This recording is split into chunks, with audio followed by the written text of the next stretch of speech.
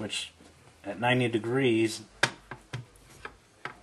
this fine adjust actually has to move quite a ways.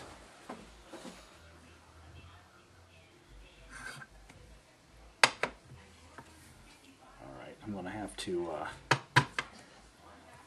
readjust the other way, because I'll have to go down, and I don't want to go down.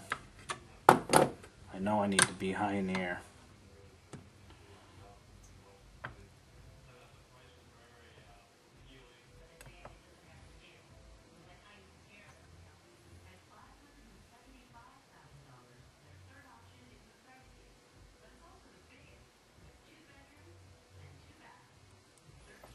Okay, I'm on 90 right now, and it's tightened down. Let's see how we ended up. Okay, we're pretty high in the air, so I'm going to need quite a few shims. Not a big deal. We'll just get her set up and go. Alright, it doesn't usually take me that long to set that 90-degree angle. I just wanted to give you guys an idea of all the things that may occur in order to, while you're trying to set your angle. Readjust and whatnot. Project. I can use this as a cutter. I can use this as a cutter. I can use what come in the kit as a cutter. Let's get the better one.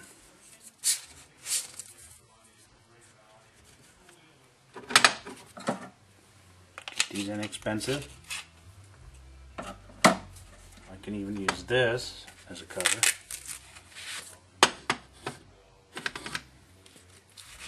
Just knife sharpener. I can even use sandpaper to do it the old-fashioned way. As I mentioned before, I had quite a bit of space there, so there's a thick shim. It's 24. Looks like I'm putting at least 2 of them on there. And I'm going to go ahead and grab the 250 lap that comes in the kit. This one's wore down a little bit, so it's not quite as aggressive as yours. Until you use yours a little while, it'll be pretty aggressive.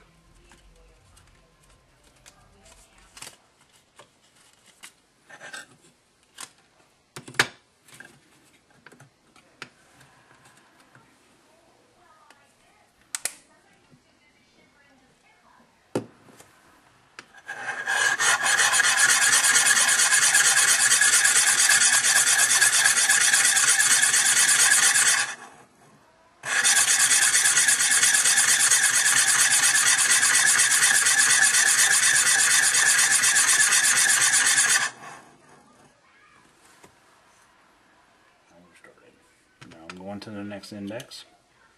I'm going to cut it. The problem with this simple brilliance is there's 16 facets. Since this is repetition, I'm just going to go ahead and remove some of the. That ended up really nice. We're going to end up really good on this one. Now,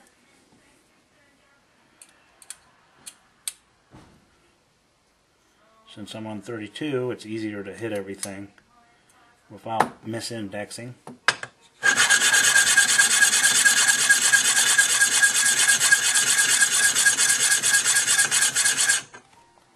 Okay, I'm sort of rough cutting here, so I'm just okay.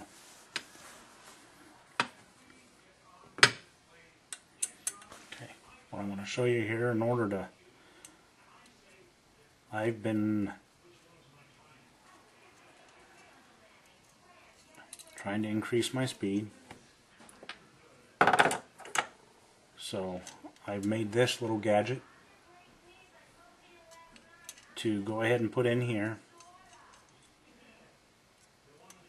so I can just finger tighten it. Just something you might think about. This whole device is hopefully inspires people to come up with some ideas. That little device is just a cut-off Allen wrench. And I'm about to change another epoxied thing. into the I set just wanted screw. to show you that It's not quite as easy as it looks to there's find no a screw problem for that, using because it's a quarter thick 28 shim with to a do the brass 90 degrees. insert on the one end. hardware store, you may be able to find something to fit in there.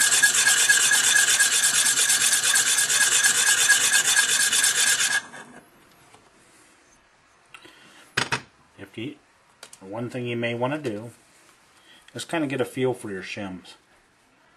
You know, I know that this is a 3,000ths and this one's a 5,000ths and 7,000ths and 10. But, you know, if I wanted to, and that pink one's 15 roughly, but if I needed to go up 3, I would just go ahead and put this under there. So there we go. 16 facets. I did them all. Wasn't too bad, except for me stopping and talking. I'm going to go ahead and remove this stuff. That was a rough facet. I'm going to get into the copper laps now.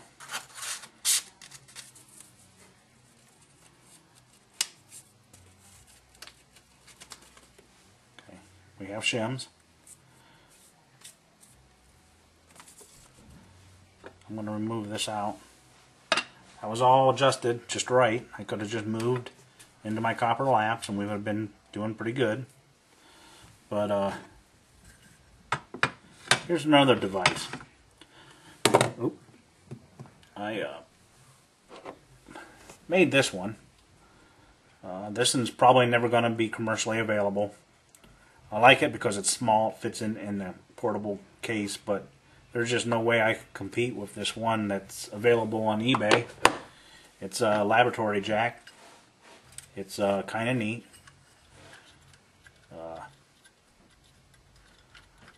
Can let you know where I got it from. It has some disadvantages compared to mine. I mean, of course, you have to be pretty high in the air just to use it. In this case, I can work off of here, but we have some angles on this device that are, you know, a little more difficult to get to. For instance, if you get in your 60s, your 60 degrees and 70 degrees is a little more difficult to get to. So there's some things you may want to do.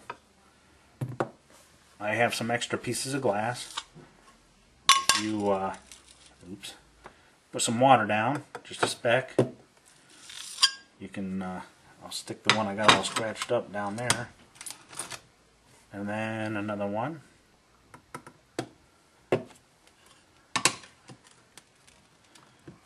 Then you can prop your machine up in the air and you're still level, you know, you're still doing good. We're not going to need to do that because we're cutting at 90. Just some extra tools and stuff I have around.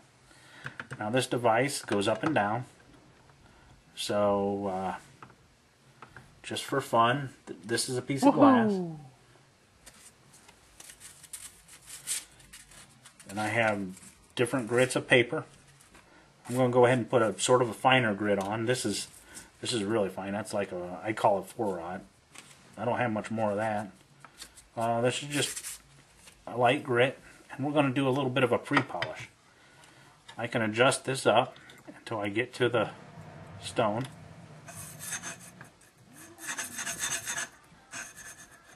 Let me,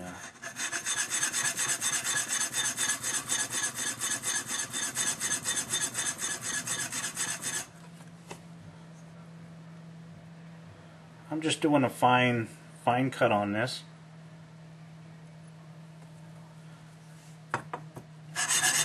Being glass, you know, this sandpaper works pretty good. I should probably clarify that's an emery paper, not actual sandpaper or wood paper. I just use sandpaper loosely. Some of your softer materials, you may choose to do this.